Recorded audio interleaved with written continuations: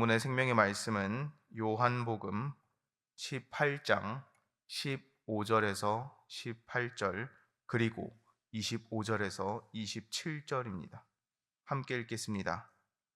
시몬 베드로와 또 다른 제자 한 사람이 예수를 따르니 이 제자는 대제사장과 아는 사람이라. 예수와 함께 대제사장의 집들에 들어가고 베드로는 문 밖에 서 있는지라.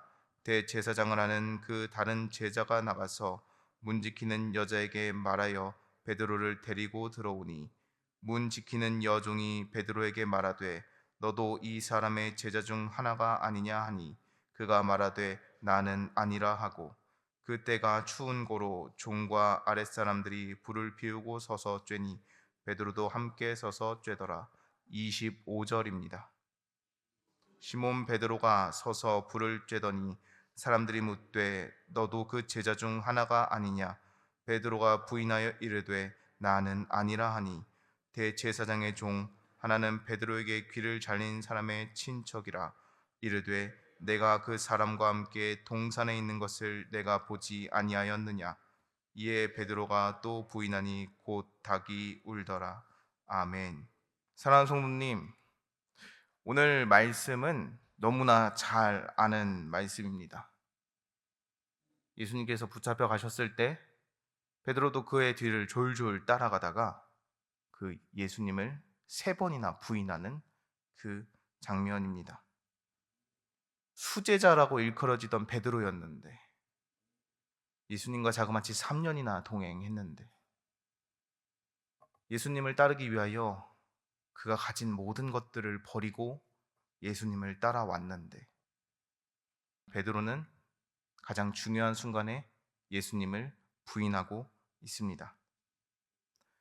근데 말씀을 보면 베드로는 예수님 앞에 참으로 담대하게 나아갔어요. 근데 예수님을 3번씩이나 부인합니다. 우리는 한 번은 실수라고 생각합니다. 2번까지도 실수라고 생각합니다. 그러나 3번부터는 실수라고 생각하기 어렵습니다. 오늘 베드로는 그 상황 가운데 처해 있어요. 왜 베드로가 예수님을 부인하였을까? 이것은 베드로가 가진 가장 큰 장점이다, 특징이 하나 있었기 때문입니다. 베드로는 자기 자신을 의지했습니다. 베드로는 참 자신이 넘쳤어요. 그래서 어떤 일이 생길 때마다 그에 담대하게 덤비고 그에 나아가곤 했습니다.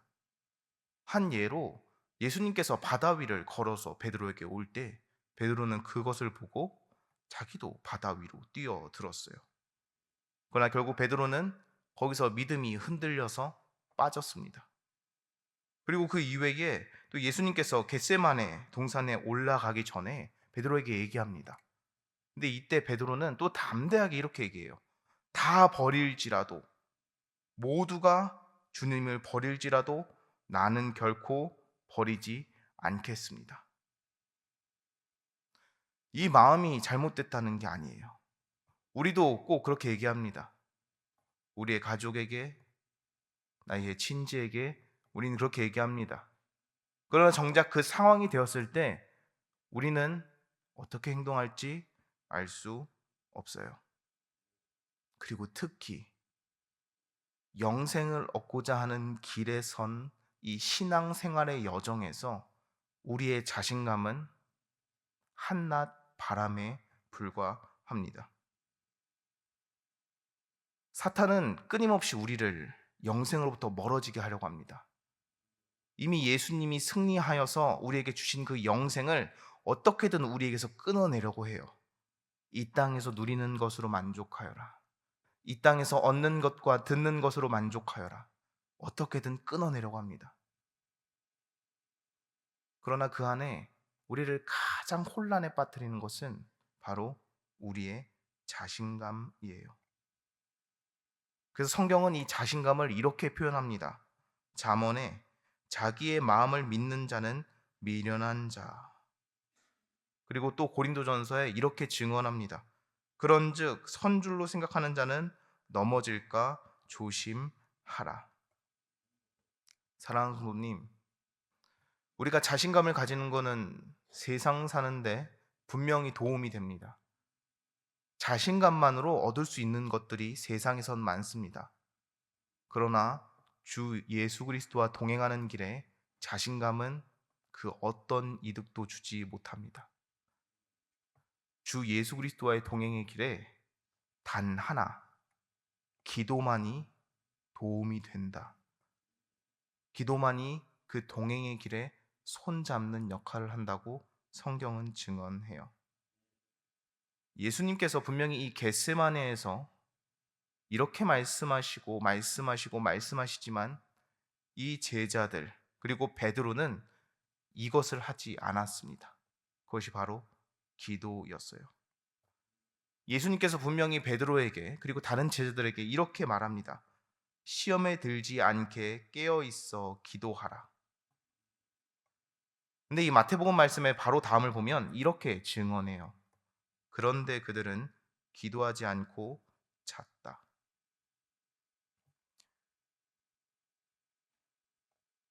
기도만이 하나님의 길을 걷게 합니다. 이 세상의 어떤 가치관과 생각, 그리고 나의 자신감조차도 나의 신앙생활이 아무리 길고 내가 이렇게 계획하면 다 이루어지고 실행되었지라는 그 모든 것들도 하나님과 동행하는 길에 도움을 주지 않고 오히려 그 중요한 순간에 나를 무너뜨려요. 아주 중요한 순간. 예수님께서 그 재판장에 끌려가는 그 순간, 그곳에서 예수님의 제자임을, 예수님이 하나님의 아들임을 드러낼 수 있는 그 많은 질문들 속에서, 그리고 가장 중요한 순간에서 우리는 넘어질 수 있다는 겁니다. 내가 한평생 내 자녀를 키웠는데, 내가 내 한평생 나의 부모와 살았는데, 내가 그를 위하여 많은 사랑과 헌신을 했는데, 그가 죽기 전에 그의 가슴에 대못을 꽂고 그를 배신한다면 과연 그간의 희생과 사랑이 어떤 의미가 있을까요? 사랑하는 성도님, 하나님께서는 오늘도 우리에게 이렇게 말씀하십니다. 그동안 잘해왔는데, 그동안 사랑을 베푸며 살았는데 가장 중요한 순간에 실수하면 안 되지 않겠니? 오늘도 우리에게 이렇게 말씀하고 계십니다. 그래서 사탄은 가장 중요한 그 찰나의 순간에 우리를 흔들고 우리에게 잘못된 선택을 하게 해요. 베드로는 분명히 예수님과 3년을 함께 했습니다. 그 예수님께서도 베드로를 수제자라고, 예수님께서도 베드로를 참 아끼고 사랑하고 많은 것을 가르쳤어요. 그러나 오늘 이 예수님의 재판에 끌려갈 때에 베드로가 동행하는 자들을 보면 그 동행하는 자들이 조금 이상함을 알 수 있습니다. 베드로가 함께 동행하는 사람들을 보면 이렇게 증언돼요. 대제사장의 종 그리고 그 하숙들과 함께 갔고 그곳에서 불을 쬐고 있었다. 아니, 나를 가장 사랑하는 예수님을, 내가 가장 사랑하는 예수님을 재판하고 끌고 가는 그 대제사장의 하숙들과 종들과 함께 그곳을 가고 있었어요. 그곳을 갈 때에 어떤 말을 들었겠습니까? 분명히 이런 말을 들었을 거예요. 아, 그 예수라는 작자 살아남기 힘들 거야. 아, 그 예수라는 작자 자기가 여호와라며, 자기가 하나님의 아들이라며 어떻게 그런 불경스러운 말이 있어? 당신도 혹시 예수 믿어? 아우, 이상해. 어떻게 율법에 있는 것들을 하나도 안 지키고 그렇게 잘못을 할 수 있어? 베드로는 분명히 그의 삶 평생에 하나님의 말씀을 들었고 그의 삶 평생에 하나님의 기적을 보았으며 그의 삶 평생에 하나님의 사랑을 느꼈지만 그 가는 길에 들었던 말들은 그를 흔들었을 겁니다. 그리고 그곳에서 아주 큰 말과 행동이 아닌 아주 작은 말 하나를 들어요. 그 말이 무엇이냐면 문을 지키는 여종이 와서 하는 말입니다. 너도 이 사람의 제자가 아니냐. 사랑하는 성도님, 우리가 하나님을 정말 사랑합니다. 우리가 가족을 정말 사랑합니다. 그리고 그를 통하여 한평생 사랑하며 헌신하며 살고 있습니다. 그러나 가장 중요한 순간에 정말 어처구니 없는 말로 우리가 실수하고 후회한다면 그것은 돌이킬 수 없는 죄책감과 돌이킬 수 없는 후회로 우리의 마음을 엄습할 거예요. 그래서 이 말씀이 있고 난 후에 닭이 울 때에 예수님의 예언은 다 이루어졌지만 베드로는 저 멀리 도망을 갑니다.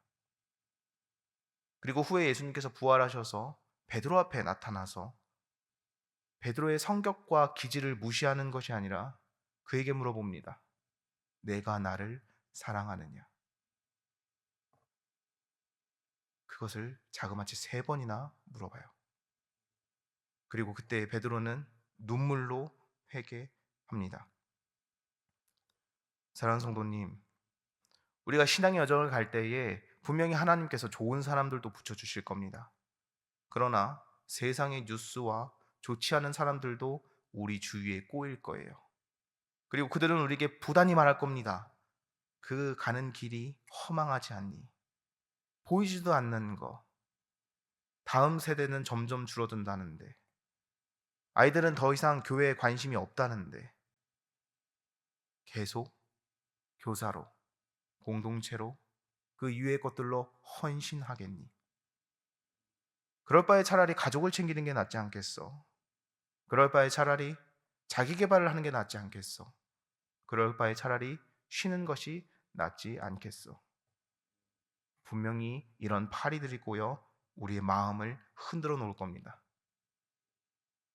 그러나 오늘 말씀은 이 흔들림이 있을 때에 이렇게 하라고 합니다. 기도하여라. 그리고 기도하면 이것을 보게 된다고 합니다.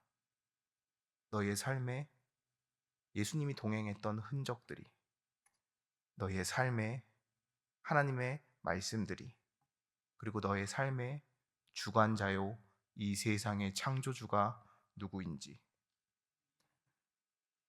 오늘도 분명히 하루를 살아가며 많은 선택을 할 것입니다.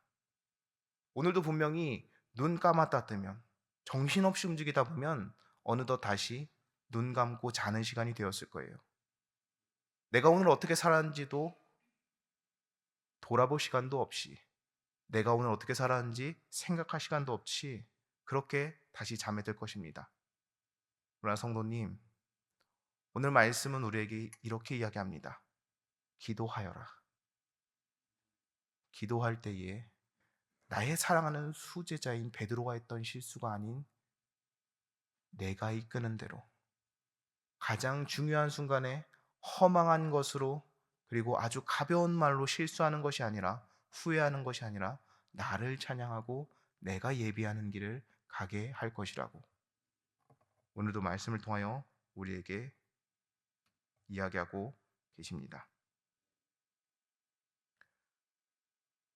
베드로는 그 문지방에서 그 문을 지키는 여종이 물어볼 때 발을 들이지 않았어요. 이 말씀 있는 이 배경에서도 예수님의 재판장 그 안에 뜰에 있습니다. 그 경계선에 서 있어요. 우리도 이 삶과 신앙의 경계선에 서 있습니다. 그러나 그 중요한 순간에 이 세상의 발을 확 내딛는 것이 아니라, 또는 이 세상의 발을 확 빼는 것이 아니라 세상의 발을 걸치고 있고 교회의 발을 걸치고 있지만 그 시선이 이 세상을 바라보는 것이 아닌 하나님을 바라보는 성도 되기 바랍니다. 기도하겠습니다.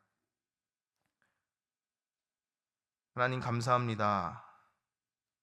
오늘 말씀은 우리에게 이 세상에 있는 발을 빼지도, 이 세상의 발을 더 넣으라고도 하지 않습니다.